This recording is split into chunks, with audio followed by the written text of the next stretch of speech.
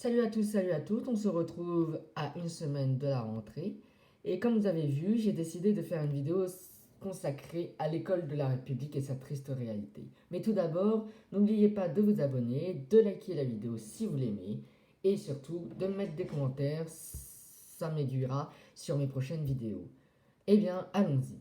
L'école de la République est basée sur les symboles républicains, liberté, égalité, fraternité, et surtout, elle est basée sur les symboles patriotiques de la République française.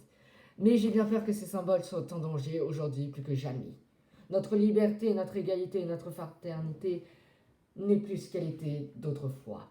L'égalité, l'école de la République qui se base sur ce symbole, n'est plus égalitaire. Dans certains établissements, nous avons des moyens considérables qui sont déployés, une réussite brillante, et dans d'autres, des établissements qui ont un surplus d'élèves, un manque de moyens, un manque d'effectifs et un manque de tout, ce qui pénalise considérablement ces élèves et ainsi que la réussite qu'ils auront plus tard.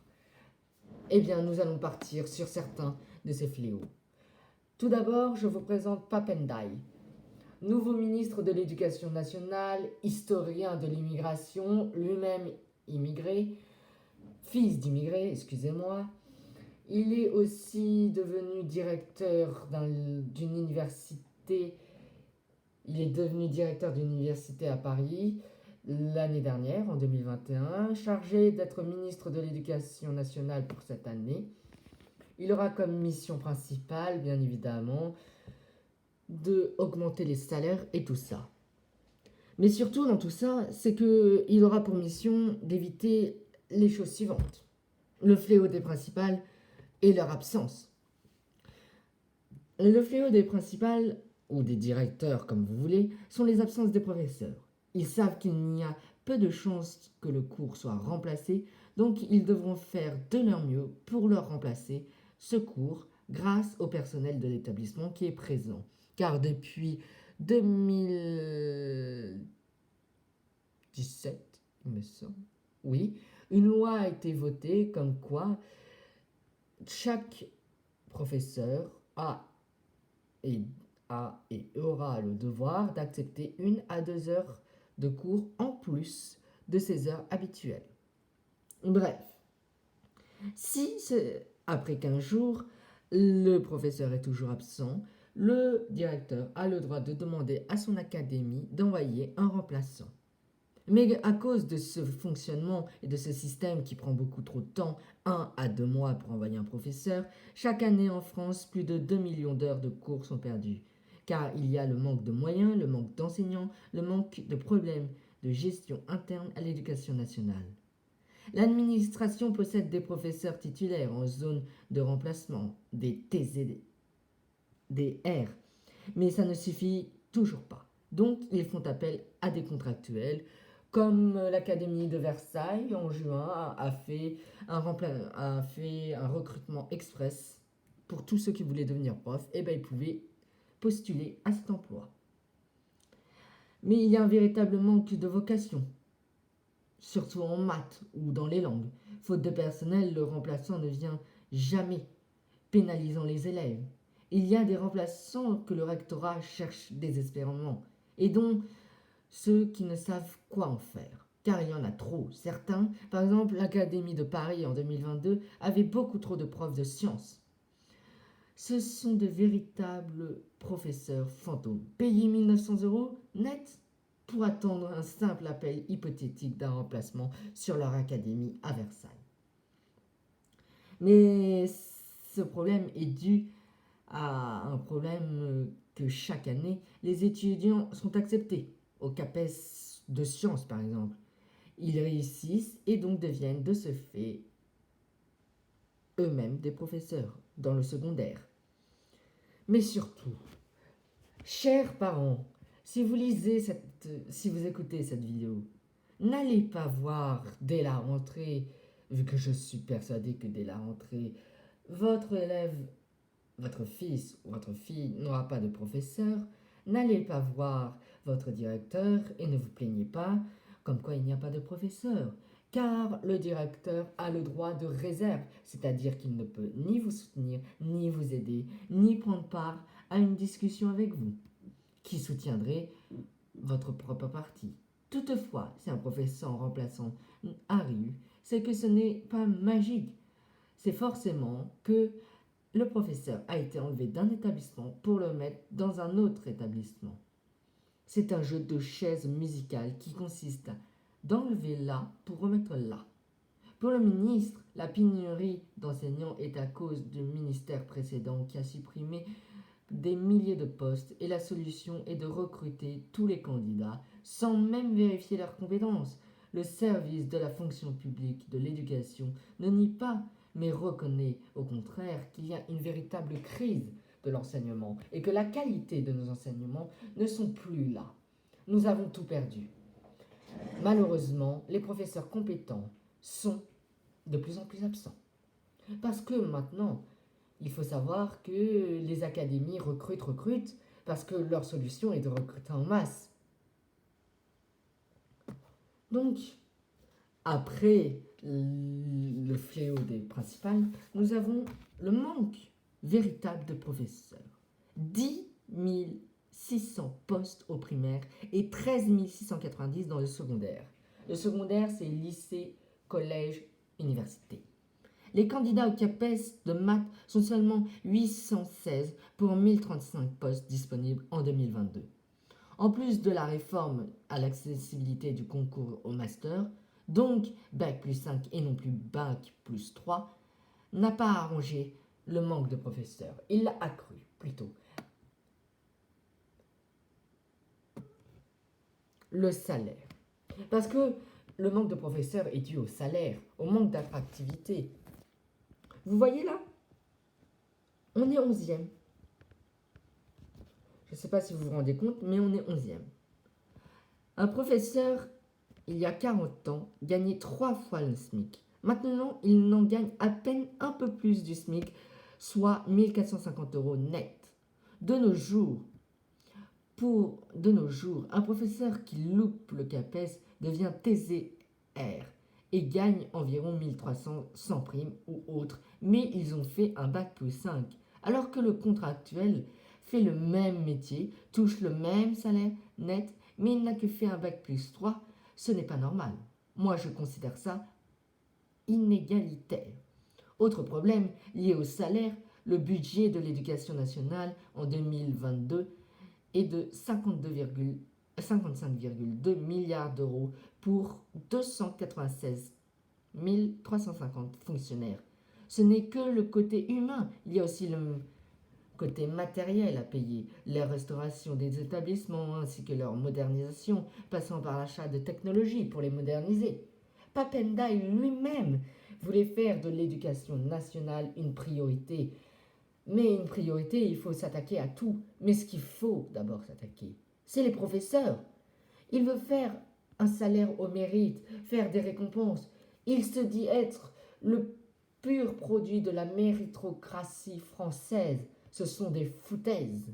Car, comparé à Jean-Michel Blanquer, ex-ministre de l'Éducation nationale, qui a fait 2 mandats, qui lui a occupé tous les postes de l'Éducation nationale, qui n'est pas un historien, mais qui a été professeur, recteur académique, directeur, bref. Il y a 2 choses très différentes et moi je préfère largement le ministre de l'Éducation, Jean-Michel Blanquer. J'exprime là de ce fait mon opinion. Vu que vous voyez la France là, elle est 11e. C'est un véritable catastrophe. Voilà, regardez, un graphique qui parle de lui-même. L'évolution du nombre de postes non pourvus. Et le pire, c'est depuis 2014. Parce qu'en 2014, il y a eu quoi? Il y a eu l'élection de François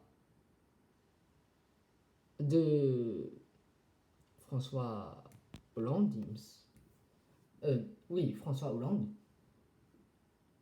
qui lui a fait baisser considérablement les postes. Il pensait que c'était inutile, donc il en a supprimé. Et là, nous sommes arrêtés du quinquennat juste après celui de 2017. Nous n'avons pas compté en compte 2017, l'élection de Monsieur Emmanuel Macron. Bref, ce manque de professeurs est dû aussi au manque d'attractivité du métier et des conditions de travail parfois compliquées. Il faut revaloriser ce métier avec des salaires et les compétences. Tout le monde ne devient pas prof comme les contractuels. Tout le monde n'a pas ces compétences. Moi je pars du principe qu'un bac plus 5 est un minimum.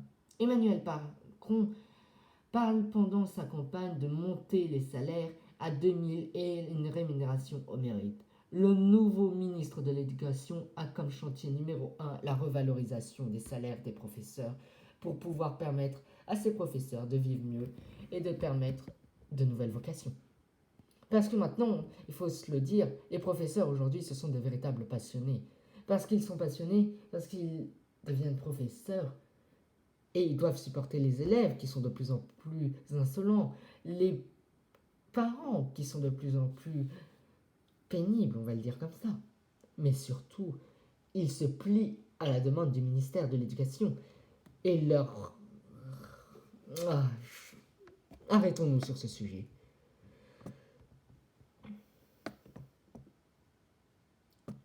Là, je vais parler de mon dernier thème. C'est un thème véritablement glaçant.